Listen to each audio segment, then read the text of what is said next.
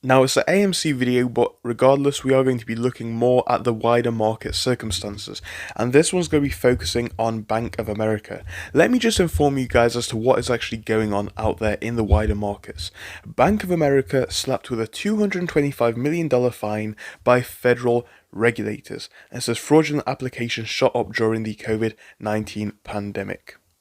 So that's one thing that I wanted to focus on. Again, if we come over here to Twitter and you can see the username is here, it says Bank of America sanctioned after violating court order. If people haven't withdrawn their money out of these banks, now is the time to do so.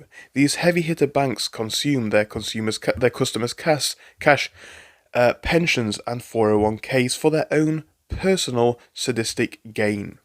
And we can see the text and the images listed. It says Bank of America sanctioned after violating the bankruptcy court order, and it also says about Bank of America's past and its unlawful conduct in the past. So it says over here, this isn't the first time that BOA has been in hot water over alleged violations, and again, alleged is a key word here, of bankruptcy laws. In the past month, the US bankruptcy judge in the state of Florida sanctioned BOA for again $220 million as a result of the company's defense in court orders. Unfortunately, it's likely that the bank isn't planning to modify the way it handles mortgages, borrowers anytime soon.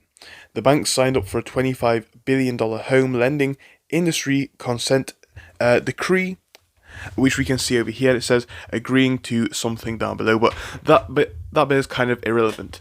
The moral of the story and what I'm trying to portray here is simply this.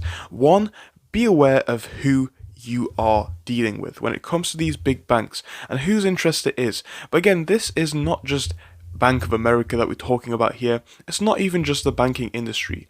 We're talking about things like the SEC and all of those in the upper echelons of the financial markets.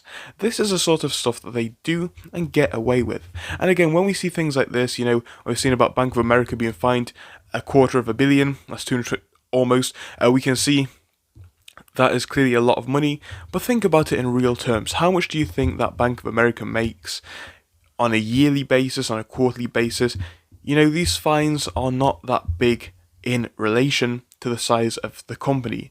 I think that is another thing which we need to acknowledge. But again, I just wanted to bring you guys an update as to what's going on out there in the world, in the financial markets, and again, potentially even with your money. It does all tie back into the situation, and again, that's why a lot of us are here in the whole AMC camp anyway.